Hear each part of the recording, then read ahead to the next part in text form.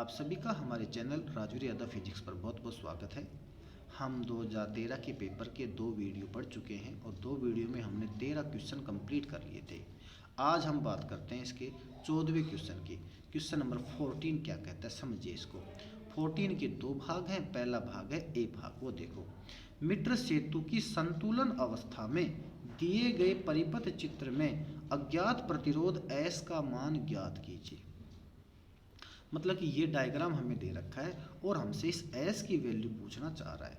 बहुत सिंपल सा सवाल है, चित्र को समझिए आप। चित्र क्या कर रहा है, देखो बेटा, ये कोई सेल है और ये एसी क्या है, कोई मीटर सेतु का तार है जो वास्तव में 100 सेंटीमीटर लंबा होता है। यहाँ पर ये जो कि लगा धारा मापी है और ये बी इसकी संतुलन स्थिति को रिप्रेजेंट कर रहा है।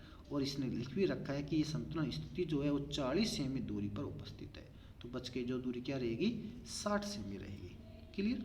बच की जो दूरी 60 सेमी रहेगी तो यहाँ पर क्या है, आर बराबर 4 ओम। यहाँ पर क्या है, आर बराबर 4 ओम। और ये अज्ञात प्रतिरोध क्या रहेगा, एस ओम रहेगा। क्लियर। अब देखो, ये तो आर का काम कर रहा है, ये एस का काम कर रहा है। ये इतना सा जो वायर है ना, ए से बी के बीच वाला, ये प्रतिरोध पी का काम कर रहा है और बी से सी वाला प्रतिरोध क्यू का काम कर रहा है। तो देखो, ये पी है, ये क्यू है, ये आर है, ये एस है। क्लियर। अगर मैं इसकी इकाई लंबाई का प्रतिरोध रो मान लूं तो इस ए बी का प्रतिरोध क्या माना जाएगा, 40 रो, इसका 60 रो, क्योंकि इसकी लंबाई 60 है। तो पी का मान तो हो गया 40 रो और क्यू का मान हो गया 60 रो। ठीक है। और आर का मान हो गया 4 ओम और एस का मान हमें ज्ञात करना है। फिर हम क्या लगाएंगे, इसके ऊपर व्हीट स्टोन सेतु का सिद्धांत, जो कि पी बटा क्यू बराबर आर बटा एस होता है। व्हीट स्टोन सेतु के सिद्धांत से P बटा क्यू बराबर आर बटा एस होता है। तो दिस एम्प्लाई एस बराबर क्यू अपॉन पी गुणा में आर। क्लियर। अब यह वैल्यू दे रखी है हमें, आर का मान 4 ओम है, एस का मान पूछना चाह रहा है, पी का मान 40 रो है, क्यू का मान 60 रो है और रो क्या है, यहाँ पर रो है तार की इकाई लंबाई का प्रतिरोध। एस का मान हो गया 60 रो अपॉन 40 रो गुणा 4, या एस बराबर 6 बटा 4 गुणा 4 बराबर 6 ओम। इस प्रकार से हमने एस की वैल्यू को फाइंड आउट कर लिया है। अगला क्वेश्चन देखिए आप, क्वेश्चन नंबर बी है। बी क्या कहना चाह रहा है कि दिए गए परिपथ में एक्स व वाई के मध्य परिणामी प्रतिरोध का मान लिखिए यदि कुंजी के खुली हो या फिर बंद हो। देखो बेटा, डायग्राम दे रखा है कि ये एक्स है और ये वाई है। यहाँ 6 ओम है, यहाँ 3 ओम है, यहाँ 4 ओम है, यहाँ 12 ओम है और इसके बीच में ये कुंजी लगी हुई है। अब ये कुंजी अगर खुली हुई होगी तो कितना प्रतिरोध बनेगा इनसे मिलकर, और ये बंद होगी तो कितना प्रतिरोध मिलेगा इससे मिलकर, वो हमें यहाँ पर निकालना है। उत्तर देखिए कि नंबर 1, खुली हो, कुंजी क्या हो गई, खुली हो। और जब कुंजी खुली हुई होगी उस समय क्या पोजीशन बनती है वो देखिए। ये 10 ओम है, ये 15 ओम है। क्लियर। 10 ओम है और ये 15 ओम है। कैसे भाई, ये कुंजी जब खुली हुई रहेगी ना, ऐसे एक फिलहाल खुली पोजीशन में, तो यहाँ से तो कोई करंट फ्लो होगा नहीं। तो इसका मतलब 6 से करंट सीधा 4 में जाएगा। इसका मतलब 6 और 4 मिलके किस क्रम में जोड़ेंगे, श्रेणी क्रम में जोड़ेंगे। और 6 और 4 जब श्रेणी क्रम में होते हैं, 6 + 4 बराबर 10 ओम बन जाता है। इसी प्रकार 3 और 12 मिलके कितने ओम बन जाते हैं, 15 ओम बन जाते हैं। ये एक्स वाई हो गया। तो परिणामी प्रतिरोध R बराबर क्या रहेगा, 10 गुणा 15 बटे 10 + 15 बराबर 150 बटा 25 बराबर 6 ओम। आगे देखिए, बंद हो, जब ये बंद होगी तो इसको मैंने बंद कर दिया। बंद कर दिया तो अब क्या सिस्टम रहेगा, देखो अब ये 6 ओम से करंट आएगा, फिर कुछ करंट इधर भी आएगा, कुछ करंट आगे भी जाएगा। इस वजह से अब ये सिस्टम थोड़ा डिफरेंट हो गया है कि देखो, ये वायर मैंने ऐसे जोड़ा, जैसे एक टुकड़ा तो ये बन गया, तो एक टुकड़ा तो मैंने ये बना दिया। क्लियर। अच्छा, एक टुकड़ा ये बन गया, जिस टुकड़े को मैंने ये बना दिया। अब ये किस क्रम में, दोनों समांतर में, और समांतर में होंगे तो 6 गुणा 3 बटे 6 + 3, तो 6 गुणा 3 बटे 6 + 3 बराबर 18 बटे 9 बराबर 2 ओम। इसका मतलब ये दोनों मिलके क्या बनाएंगे, 2 ओम। ये 4 गुणा 12 बटे 4 + 12 बराबर 3 ओम, ये 3 ओम बनाएंगे। तो अब ये तो बन गया 2 ओम, ये बन गया आपका 3 ओम। तो ये कितना बन जाएगा, देखो यहाँ मैंने बना दिया इसको स्पष्ट रूप से कि ये बराबर है, ये x है, ये y है, ये R1 का मान 2 ओम लिख दिया, R2 का मान मैंने 3 ओम लिख दिए। और इनको जब करते हैं तो R बराबर R1 + R2 बराबर 2 + 3 बराबर 5 ओम। क्लियर। अगला क्वेश्चन देखिएगा, 15वां क्वेश्चन है किरचॉफ का प्रथम नियम जिसकी हम संधि नियम भी कहते हैं वो लिखना है। दूसरा कि व्हीटस्टोन सेतु का परिपथ चित्र बनाकर सेतु में शून्य विक्षेप के लिए प्रतिबंध की व्युत्पत्ति कीजिए। आधा प्लस 1 बराबर 2 नंबर का है। ये हमारा क्वेश्चन है। मतलब कि आप क्या करना है, आपको किरचॉफ का प्रथम नियम लिखना है, ये संधि नियम लिखना है, फिर आपको व्हीटस्टोन सेतु का परिपथ चित्र बनाना है और शून्य विक्षेप की स्थिति के लिए प्रतिबंध को व्युत्पन्न करना है। उत्तर में देखिए किरचॉफ का प्रथम नियम क्या कहता है वो देखो, पढ़ाया हुआ है आपको। अगर आपने वहाँ पढ़ा है तो कोई दिक्कत आपको नहीं आएगी। देखना भाई, किरचॉफ के अनुसार किसी विद्युत परिपथ में किसी संधि बिंदु पर आने वाली धाराओं का योग संधि बिंदु से जाने वाली धाराओं के योग के बराबर होता है। इसे किरचॉफ का प्रथम नियम कहते हैं। यह नियम आवेश संरक्षण पर आधारित होता है। इसका मतलब देखो, ये कोई संधि बिंदु है, इसके ऊपर I1 I2 धारा आ रही है, I3 I4 I5 धारा यहाँ से निकल रही है, तो ये हो जाएगा I1 प्लस I2 बराबर I3 plus I4 plus I5। Clear. अब ये व्हीटस्टोन सेतु का परिपथ चित्र क्या रहेगा वो समझो कि ये व्हीटस्टोन सेतु है, ये P Q R और S है, यहाँ P है, Q है, R है और S है। अब यहाँ पर ये I1 है और ये यहाँ पर देखो ध्यान से, व्हीटस्टोन सेतु का परिपथ चित्र आपको ध्यान होगा, अब समझाना इसको थोड़ा ध्यान से। अब कि ये देखिएगा कि ये P Q R तथा S 4 प्रतिरोध होते हैं जो चतुर्भुजीय संयोजन के रूप में उपस्थित रहते हैं। इस बिंदु A और C के बीच में यहाँ पर एक बैटरी और कुंजी यहाँ पर लगी रहती है। बिंदु B और D के बीच में धारामापी G और कुंजी K2 लगी रहती है। मैंने माना कि यहाँ इस बैटरी E से I धारा यहाँ निकल रही है। जब ये I धारा इस पॉइंट A पर पहुँचेगी तो इसको 2 रास्ते मिलेंगे, एक ये रास्ता मिलेगा और एक ये रास्ता मिलेगा। इस रास्ते पर करंट क्या है, I1 है, और इस रास्ते पर करंट क्या है, I2 है। जब ये I1 करंट इस P में पहुँचता है और जब संतुलन की स्थिति होती है तो आपको पता होगा कि धारामापी G का विक्षेप शून्य होता है। विक्षेप शून्य का मतलब होता है कि B और D ये जो भुजा है, इस भुजा में कोई करंट नहीं आ रही है। इसका मतलब ये I1 जो करंट है वो यूं का यूं इस Q में पहुंच जाएगी, और ये Q के साथ भी मैंने I1 लिखा है। ठीक इसी प्रकार यहाँ से जो I2 करंट यहाँ पहुँच रही है, क्योंकि अब इस भुजा में करंट जा ही नहीं रही है तो ऐसे कैसे ही I2 करंट S में पहुँचेगी, और यहाँ इस लाइन पर पहुँचने के बाद ये I1 I2 मिलकर वापस I का निर्माण करती है, और ये हो गया I बराबर I1 प्लस I2। ये हमने बात कर ली व्हीटस्टोन सेतु का परिपथ चित्र की। अब जो बातें मैंने आपको अब तक पढ़ाई है वो सब यहाँ लिख रखी है, लिख लो, समझो इसको बात।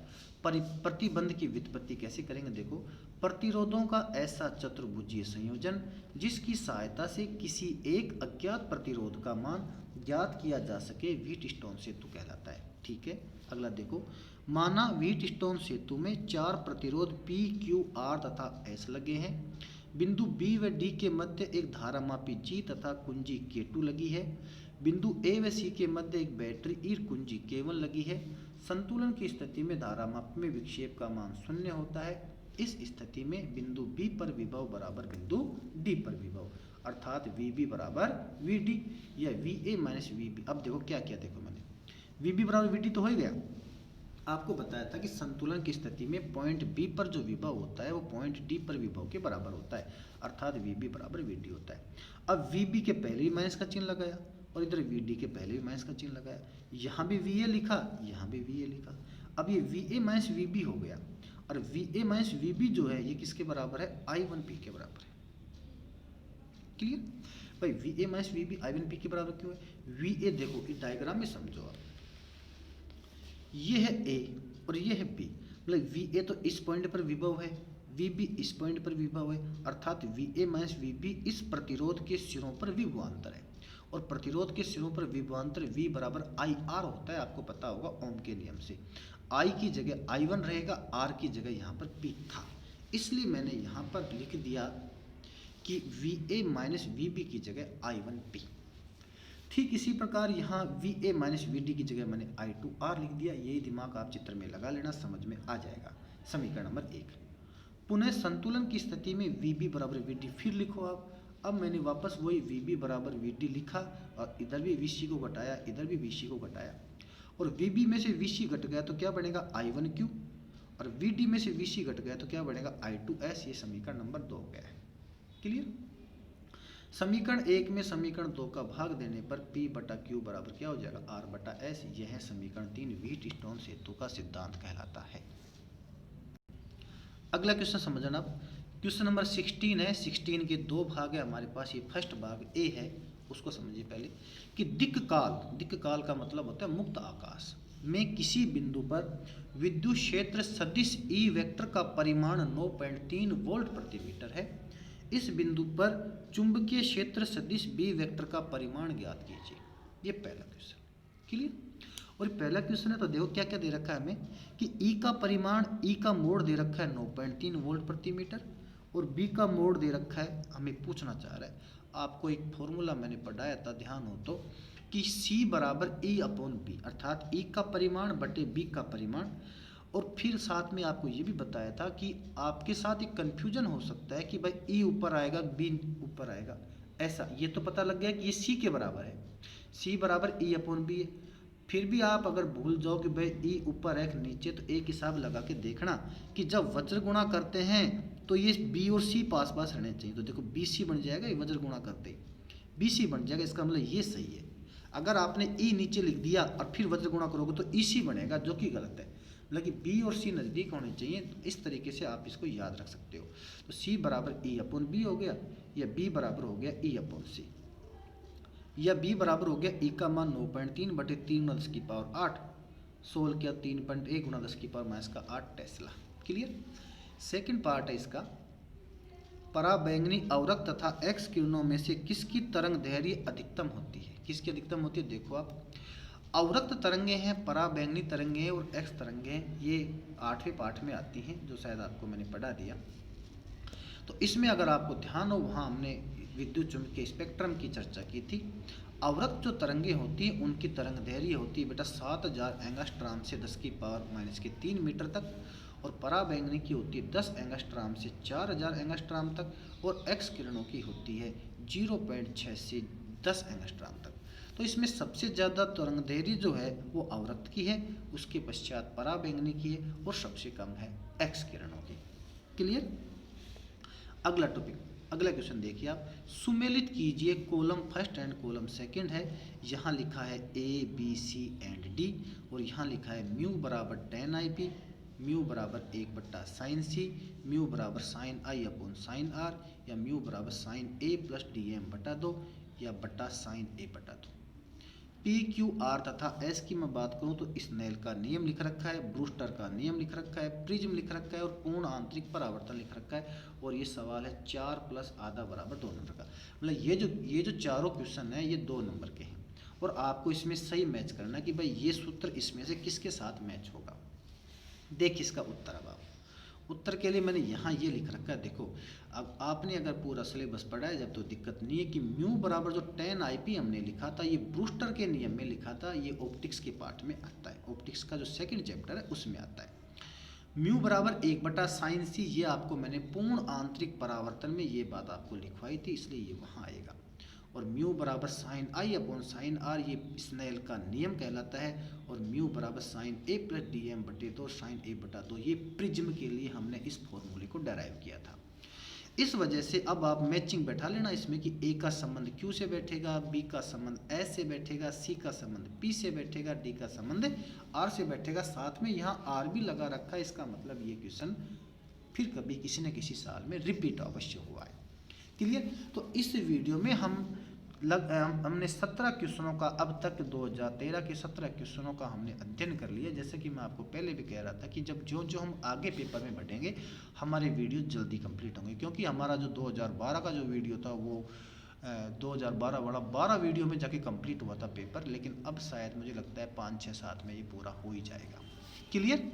धन्यवाद। अगर अभी तक आपने हमारे चैनल को सब्सक्राइब नहीं किया तो प्लीज़ आप हमारे चैनल राजू यादव फिजिक्स को सब्सक्राइब करें, बेल आइकन को प्रेस करना ना भूलें। धन्यवाद।